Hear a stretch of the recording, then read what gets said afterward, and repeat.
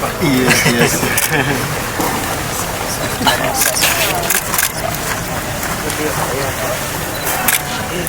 Mbele ama nyuma hii? Ni ya mbele ama nyuma? Suppose we... No, no.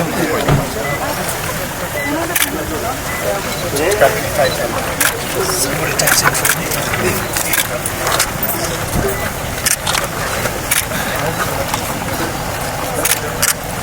Thank you.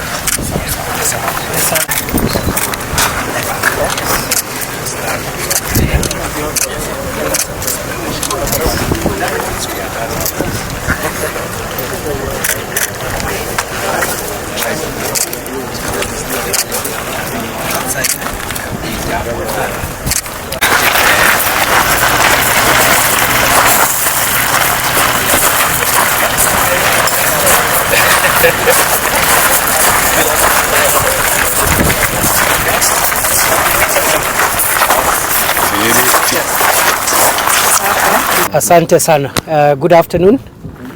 As you can see, we have come here to Masinga. Today we are doing a security preparedness assessment and risk mitigation because the last 1.5 months we have witnessed a lot of precipitation in our country. The weather people have also warned us that the precipitation is going to continue throughout December into January, and the experts here who are responsible for our generation plants at the Seven Forks dams have also told us that the levels at which the dams are filling requires to make contingency measures so that in the likely event that the Elnino continues, and in the likely event that the dams fill, the spillover is likely to lead to flooding, and we therefore need to be alert so that the populations that are living contiguous to the dams are not affected by the flooding. As you're aware, we have 5 dams within this generation ecosystem, and Masinga, where we are, is the largest. But there are some other smaller dams which cascade downwards down the river, Kamburu, Gitaru, Kindaruma, and Kambere. And therefore, once this dam fills, the spillover cascades to the smaller dams, and therefore we expect that the impact points where the flooding is likely to affect the settlements is at Kambere. And therefore from here we're going to be in Kambere because we want to speak to the members of the public there so that we sensitize them on the need for us to be alert and to prepare them for the likely eventuality of evacuating them for their own safety. I can confirm that, as you're aware, the Elnino coordination process is ongoing, and every day at 3 p.m. we are giving daily updates from Nairobi on the state of the country in terms of mitigating the effects of the Elnino rains. The last few days we have not had much rains, but the experts say in another 7 days to 10 days the rains might come back, even in greater torrents, and therefore we are using this window of a few days that has been given to us by the meteorological department to prepare the country, to prepare our people, to make sure that we don't have a loss of life and property. Therefore, we are monitoring the situation here on a daily basis.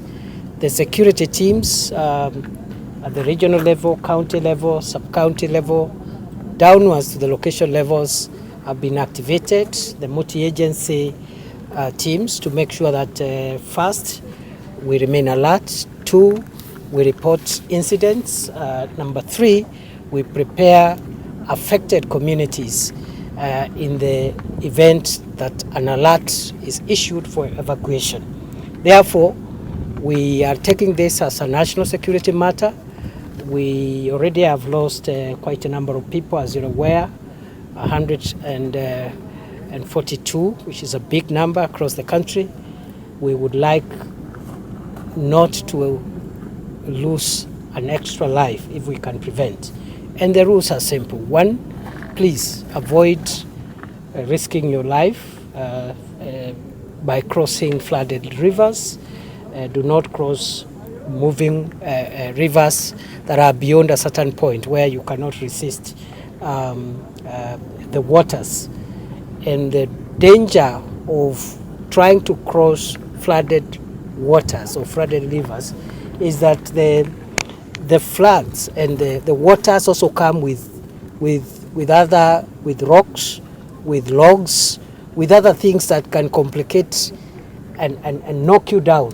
So it's not just the water, but also other things that the water carries underneath, including logs of wood and also rocks, which can be very, very dangerous. We have also seen motorists who are risking their lives and the lives of their passengers by insisting on crossing rivers and flooded places.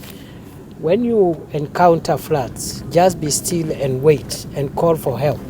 We have deployed a lot of equipment across the country to search and rescue for people who may be marooned or caught up in the floods.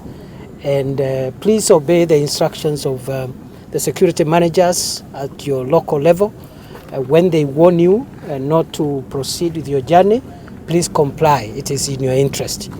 But let me say, because we've had a few incidents, I think in Tana River and some other incidents in Kwale, where we have had members of the public defying warnings from our security agencies, and the results have been catastrophic.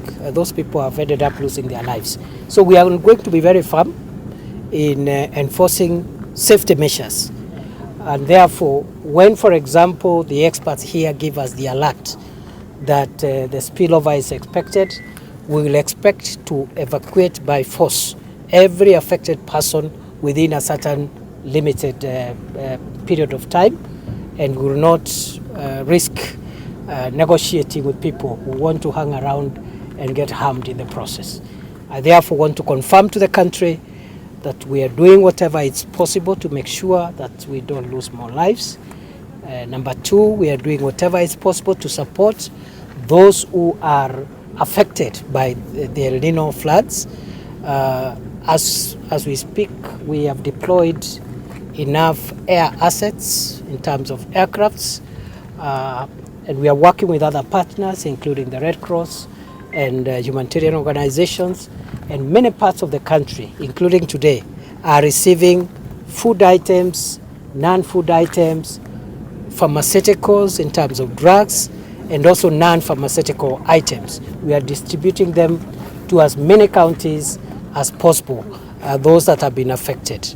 And we have placed food in strategic places across the country, and therefore, even if the rains escalate, we don't expect to have a lot of logistical challenges, because we have transported that food out of Nairobi to places where it is required. We have had a few incidents where supply routes have been blocked, but we have unblocked. The last one was Mwingi Garissa. I think we unblocked it yesterday, and I want to commend the Ministry of Transport for a great job they are doing, all the agencies. We have also unblocked Garissa, Mudagashe, all the way to Wajir, and we are hoping also to get Garissa, Kotulo, Mandera up and running. I think up to by this morning it's also up and running. So I think we are okay generally. Mine is just to request that we cooperate and don't panic, and wait from where you are until you are assisted. Our teams are out there, and we are working together as one government. At the national level, we are coordinating this under the National Disaster Operations Center, where the daily briefings are happening, but all the agencies in the front line are represented there, including Kenyan. They have a representative there. We have the Kenya Defence Forces, ourselves, the Ministry of Interior, the National Police Service is there, the Ministry of Transport is there, the ministry responsible for assaults, and all the other agencies, energy. We are all there as one government. And I'm here today as a testament that we are taking this seriously and we don't want to lose a single more life. Already the people we have lost are too many, and majority of them, over 70-80%, have lost their lives, unfortunately, by perhaps risking their lives. We of course condole with the families who have lost their loved ones, and we really hope that our sympathies will reach out to them. But we are also calling on the rest of us who are alive to be careful and wait a little longer. You don't have to attend every market day. You can skip 2 or 3 weeks and avoid going to the market, and you'll be fine from January. You don't have to proceed with every journey. If you can postpone a journey, please go ahead and postpone it, because sometimes it's not worth the risk we have seen. Some people have been actually swept when swimming across flooded rivers for no good reason. So, ladies and gentlemen, I think that is what has brought us here. We will go down to Kembere. We'll also have a public baraza with the public, members of the public that are likely to be affected there. And we want to say that we will stand with every Kenyan who is affected by this Elnino challenge. It has brought some positive effects, like the filling of these dams will help us generate more through the hydro option, and therefore it means we can stand down the expensive generators that sometimes we use to supplement our energy needs. But then there are the adverse effects, like the loss of life and the other things. So we are going to Kiambere, we'll have a public baraza there, and every day we'll be circulating alerts. Going forward, when the rain starts coming back, especially in this ecosystem of the Seven Forks Dams, we are going to be we will be asking for the phone numbers of all the people that are affected, those that could be affected by any spillover, and we'll be sending alerts directly to their telephone numbers. Other than the meetings that our national government administration officers will be doing, we'll be sending alerts directly to their phone numbers, so that in case of evacuation, nobody says that they didn't know. And finally, I can confirm, the country has enough preparedness. We have enough food. We have enough non-food items. We have enough drugs. We have enough mosquito nets. We have enough facilities to set up temporary camps and to keep our people safe with enough supplies until the rain subsides, and therefore there is no cause of alarm. Mheshimiwa Waziri, kwa kifupi tu naweza elezea kwa Kiswahili. Telling us the water levels where they are now, we are left with about 6 meters, and that will require, anything between 15 and 30 days, depending on the amount of precipitation to fill. But you never know. The rains may decide to come back in huge torrents, and all of a sudden, within a week, the 6 meters that are remaining are full. Or they may come in small bits and take another 30 days. So mine is to assure the country that we are monitoring this situation using scientific method, using physical inspection methods, using all methods that we can use to make sure that our people are not affected. So we have 6 meters left, and this is the primary dam. If this one spills over, the other dams in the cascades will automatically spill over, the last one being Kiambere, and therefore the point of impact is going to be the populations around Kiambere Dam and the populations down the river, downstreams in Kithure and Tharaka Nithi and Tana River counties. Right now we are anticipating about 3,000 people may be affected within Embu County. Another perhaps 2,000 people in Tharaka Nithi County, that's the estimate. In Kithure County we expect approximately 25,000 people to be affected, and in Garissa County it's likely to be much more than that, because that's where the biggest impact is likely to be felt, in Garissa County. So that's what has brought us here. It's good to see all of you. We wish you well. Allow us to proceed and go to Kiambere. Asanteni sana, Mungu awabariki. Kwa sababu ya kutathmini hali ya maziwa haya ama mabawa haya ambayo ni mabawa yetu ya umeme hapa Masinga, na vile vile mabawa madogo ya Gitaru, Kamburu, Kindaruma na Kiambere. Tumearifiwa na wataalamu hapa ya kwamba katika siku zijazo kama siku 10 kukinyesha siku 10 mfululizo kuendelea, bawa hili linaweza jaa, na bawa hili likijaa, maji haya yataelekea yakifuata mkondo wa mto Tana mpaka bawa la mwisho la Kiambere, na wale watu ambao wako chini ama karibu na Kiambere vile vile na county, na wale wengine ambao wako katika counties ambazo ziko chini ikiwemo Kithure, Tharaka Nithi kwa hali ndogo, lakini kwa hali kubwa county ya Garissa wanaweza athiriwa.